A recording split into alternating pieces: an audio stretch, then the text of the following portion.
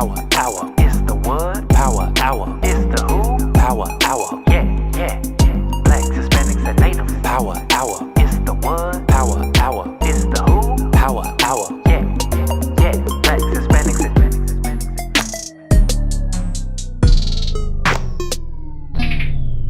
So,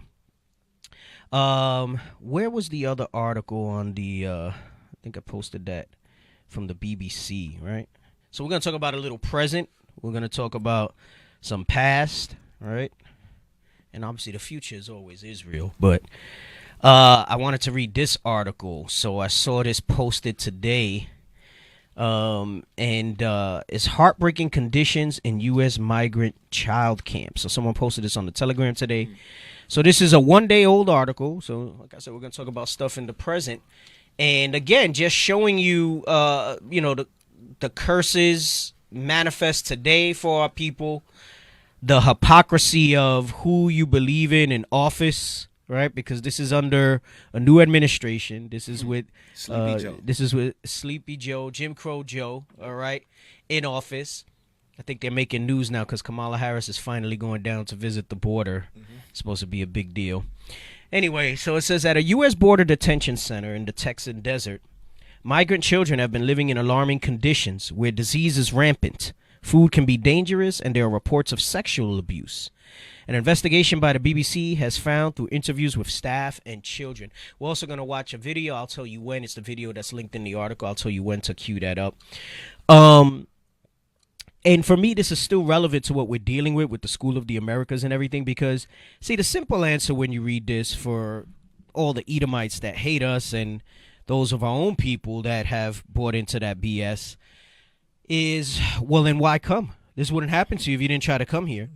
But then the whole point of the Harvest of Empire and what we're going over with that is you have to understand how they destabilize the region so much where we live. They've made it almost unlivable for us as they've raped the land, as they tried to reap their riches off of that, enlarge their desire as hell, and they've created a hellish environment for our people. The United States' history of occupation and intervention in Latin America spans almost 200 years. From Cuba to Haiti to Venezuela to Chile to Panama to Nicaragua, the United States was there. President James Monroe in 1823 declared all of Latin America to be a U.S. sphere of influence. Under the Monroe Doctrine, Washington claimed the right to intervene militarily across the continent. That led to the Banana Wars, in which the United States military fought to reassert American power and monopoly of plantations in Central America, Mexico, and the Caribbean. Land in Central America was pretty fertile, and there were a lot of U.S. corporations that had established businesses there, and those interests were constantly protected. Those business folks had an ear at the U.S. government, so that any time that there were attempts in the region to try and level some of the inequalities there, the U.S. government would step in. There were coups, there was military intervention throughout the 1900s. And yes, you can say this, that, and the other as a people. It's, we'll watch some of this stuff and it's our own people killing our own people. But what's really at the core of that is the environment they created with their destabilizing the economy, them supporting the people who they wanted their initiatives pushed for. Goes back to that Monroe Doctrine. They see themselves as the police of this side. Started as this side of the world, but their whole foreign policy to this day is based on they're the police of the world. Right? I remember before the truth, I used to say, damn, why is America always in other people's business? What's going on with that? Yeah, they see themselves as the police force of the world. So it says, in recent months, the U.S. has seen a massive rise in migrants and asylum seekers from Central America. Violence, natural disasters, and pandemic-related economic strife are some of the reasons behind the influx, experts say. Now, this article is not going to go into why, right? They're talking about these more recent things, right? They're not going to necessarily go in and say, well, it's because of what America did that it's like that.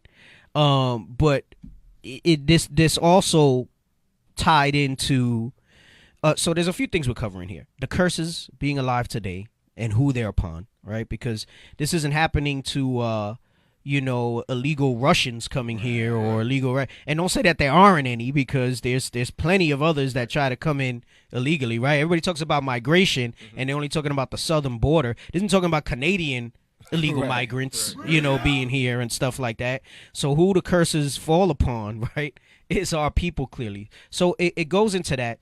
It has shades of the Indian schools, which we recently spoke about, because they're saying that young girls are being raped and boys in these detention centers by the staff.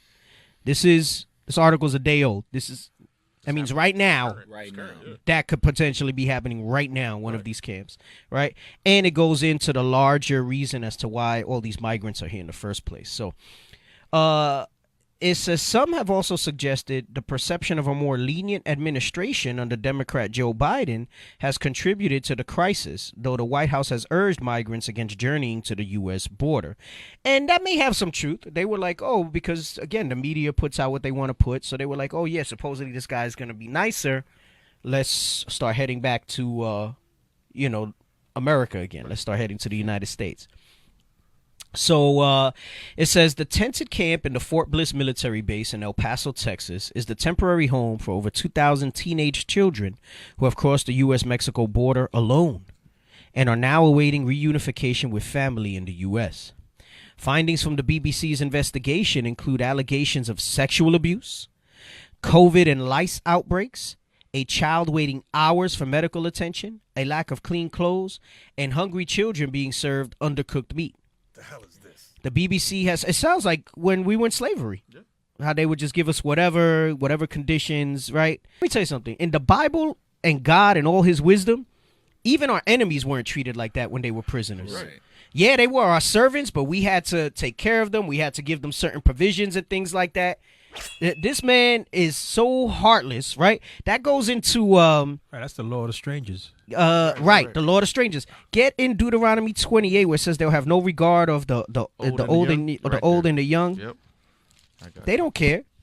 We had the law where when we had the possession of the heathen, we had to treat them with a certain level of dignity, right, and respect. Give them some basic essentials. Okay. Right. Esau can't even bring themselves to do that, and supposedly all their infinite wisdom here, right? Come on. It's the book of Deuteronomy, chapter 28 and verse 50. A nation of fierce countenance, which shall not regard the person of the old, nor show favor to the young. You see, it calls Esau, right? Because that's the nation who it's talking about. Right. It says it's a nation of fierce countenance. A fierce countenance. And then it attempts to elaborate, and there's levels to that fierceness. And it says one of the things that makes it fierce, it says it will not regard the person of the old, meaning, right, you're supposed to have respect unto the aged people, the elders, so on and so forth. It says it won't have regard to that, nor show favor to the young, because the thing is you're supposed to have some empathy towards the young. Right. Hey, that's why you read the other one in Psalms where it says, happy will we be when we dash their kids against the rocks, because they did that to us. Mm-hmm. They had no regard for that stuff. Right? Check out what Obadiah says. Give me Obadiah 12. The book of Obadiah. This is the Most High reprimanding Esau. Yes, sir. The book of Obadiah, verse 12. But thou shouldest not have looked on the day of thy brother, in the day that he became a stranger. So it was flipped. We became the stranger. Remember, we just talked about we had the law of the stranger. We became the stranger in that day, and based on the law, they were supposed to treat us the way we were supposed to treat them. Okay, go ahead. Neither shouldest thou have rejoiced over the children of Judah. But they didn't. They rejoiced over everything that's happened to us. Go ahead. In the day of their destruction. In the day of their destruction. You see, when we had them in captivity and servitude, we didn't destroy them. Okay? They put us to the point where we were destroyed. Go ahead. Neither shouldest thou have spoken proudly in the day of distress. And Cap brought that out, right? Right now they're reading this. If it's an Edomite reads this, and they're proud about that. They're like, oh, they deserve that, right? Go ahead, read 13. Verse 13. Thou shouldest not have entered into the gate of my people. Of my people. Go ahead. In the day of their calamity. Now let's not lose the thought, right? His people, right? So Esau is the Caucasian man today. Israelites are the blacks, Hispanic, Native Americans today. So remember what he set up on the top in 12, right? Now in 13, it says, of my people, you should not have entered into the gate. You shouldn't even had anything to deal with us like that. Go ahead. Yea, thou shouldest not have looked on their affliction in the day of their calamity, nor have laid hands on their substance in the day of their calamity. So basically 12 and 13, man, the Most High is saying, man, y'all took it overboard. Y'all were not supposed to take it to that level because at the end of the day, they were your brother. They were supposed to mind their business. Yep. Right. But they had that fierce countenance. That's that nation of that fierce countenance. So they show no favor. They show no favor when it comes to any of that stuff. Lego. Israel is back. We back. Israel is back. We got back. the nations running scared because Israel is back. All eyes on us because we keeping them laws. When the Lord return, Babylon will fall. Precepts solid. We got them on lock. God's chosen people with Christ as our rock. Israel is back. We back. Israel is back. We back. You heathen, get ready for our whip to crack. Damn.